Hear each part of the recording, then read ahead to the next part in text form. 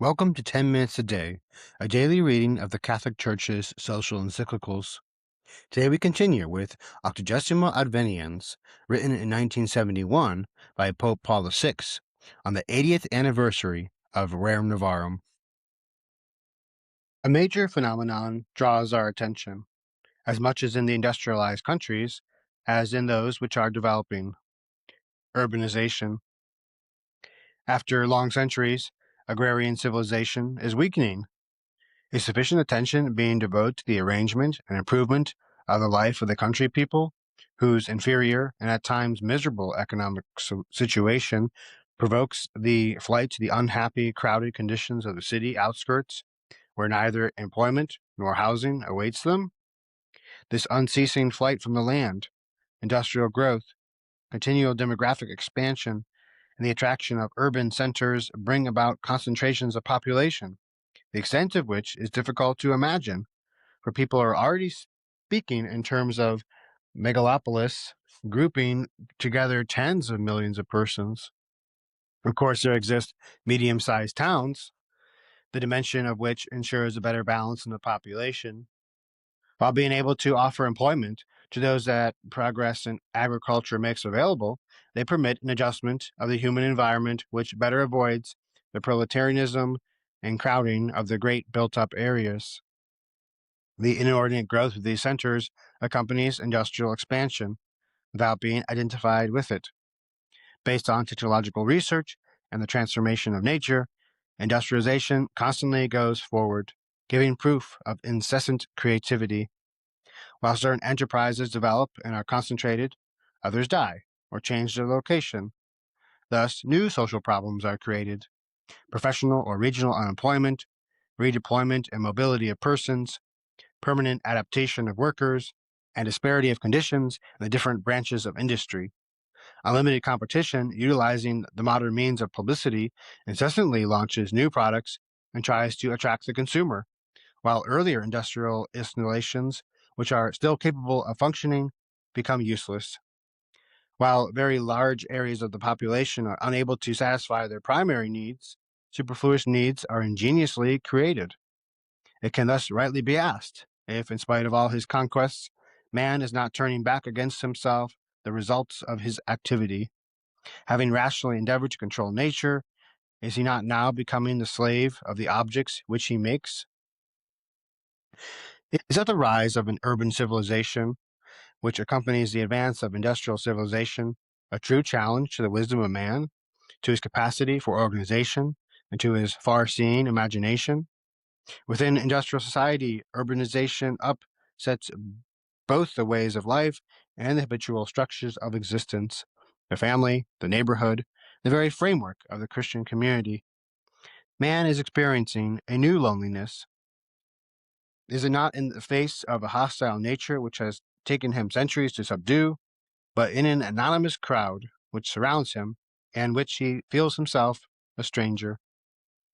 Urbanization, undoubtedly an irreversible stage in the development of human societies, confronts man with difficult problems. How is he to master its growth, regulate its organization, and successfully accomplish its animation for the good of all? In this disordered growth, new proletariats are born. They install themselves in the heart of the cities, sometimes abandoned by the rich. They dwell on the outskirts, which become a belt of misery, besieging in a still silent protest the luxury which blatantly cries out from the centers of consumption and waste. Instead of favoring fraternal encounter and mutual aid, the city fosters discrimination and also indifference. It lends itself to new forms of exploitation and domination, whereby some people, in speculating on the needs of others, derive inadmissible profits. Behind the facades, much misery is hidden, unsuspected even by the closest neighbors. Other forms of misery spread where human dignity founders: delinquency, criminality, abuse of drugs, and eroticism. It is in fact the weakest who are the victims of dehumanizing living conditions, degrading for conscience and harmful for the family institution. The promiscuity of working people's housing makes a minimum of intimacy impossible. Young couples waiting in vain for a decent dwelling at a price they can afford are demoralized and their union can thereby even be endangered. Youth escape from a home which is too confined, and seek in the streets compensations and companionships which cannot be supervised. It is the grave duty of those responsible to strive to control this process, to give it direction. There is an urgent need to remake at the level of the street, of the neighborhood, or of the great agglomerative dwellings the social fabric whereby man may be able to develop the needs of his personality. Centers of special interest and of culture must be created or developed at the community and parish levels with different forms of associations, recreational centers, and spiritual and community gatherings where the individual can escape from isolation and form anew fraternal relationships. To build up the city, the place where men in their expanding communities exist, to create new modes of neighborliness and relationships, to perceive an original application of social justice, to undertake responsibility for this collective future, which is foreseen as difficult, is a task in which Christians must share. To those who are heaped up in an urban promiscuity which becomes intolerable, it is necessary to bring a message of hope. This can be done by brotherhood, which is lived, and by concrete justice. Let Christians, conscious of this new responsibility, not lose heart in view of the vast and faithless society. Let them recall Jonah, who traversed Nineveh, the great city, to proclaim therein the great news of God's mercy, and was upheld in his weakness by the sole strength of the word of the Almighty God. In the Bible, the city is in fact often the place of sin and pride, the pride of man who feels secure enough to be able to build his life without God, and even to affirm that he is powerful against God. But there is also the example of Jerusalem, the holy city, the place where God is encountered, the promise of a city which comes from on high. Urban life and industrial change bring strongly to light questions which until now were poorly grasped. What place, for example, in this world being brought to birth should be given to youth? Everywhere dialogue is proving to be difficult between youth, which its aspirations, renewal, and also insecurity for the future and the adult generations. It is obvious to all that here we have a source of serious conflicts, division, and opting out, even within the family, and a questioning of modes of authority, education for freedom, and the handing on of values and beliefs, which strikes at the deep roots of society. Similarly, in many countries, a charter for women which would put an end to the actual discrimination and would establish relationships of equality in rights and of respect for their dignity is the object of study and at times of lively demands.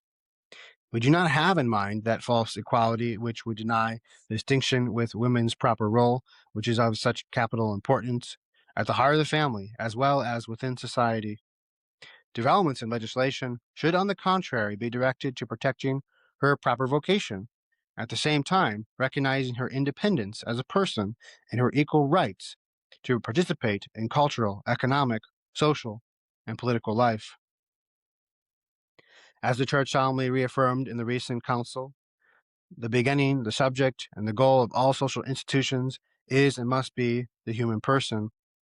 Every man has the right to work, to a chance to develop his qualities and his personality and exercise of his profession, to equitable remuneration which will enable him and his family to lead a worthy life on the material, social, cultural, and spiritual level, and to assist in case of need arising from sickness or age.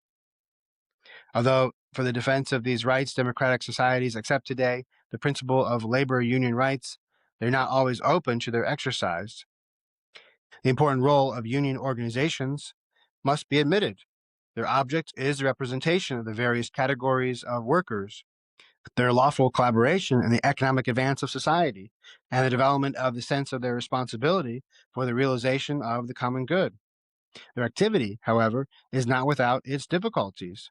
Here and there, the temptation can arise from profiting from a position of force to impose, particularly by strikes, the right to which, as a final means of defense, remains certainly recognized, conditions which are too burdensome for the overall economy and for the social body, or to desire to obtain in this way demands of a directly political nature.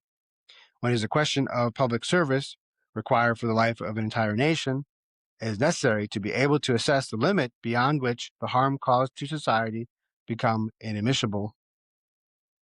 In short, progress is already being made in introducing, in the area of human relationships, greater justice and greater sharing of responsibilities. But in this immense field, much remains to be done. Further reflection, research, and experimentation must be actively pursued, unless one is to be late in meeting the legitimate aspirations of the workers, aspirations which are being increasingly asserted according to their education, their consciousness of their dignity, and the strength of their organizations increase. Egoism and domination are permanent temptations for man. Likewise, an ever finer discernment is needed in order to strike at the roots of newly arising situations of injustice and to establish progressively a justice which will be less and less imperfect. In industrial change, which demands speedy and constant adaptation, those who will find themselves injured will be more numerous and at greater disadvantage from the point of view of making their voices heard. The Church directs her attention to those new poor, the handicapped and the maladjusted, the old, different groups of those on the fringe of society, and so on, in order to recognize them, help them, defend their place and dignity in a society hardened by competition and the attraction of success.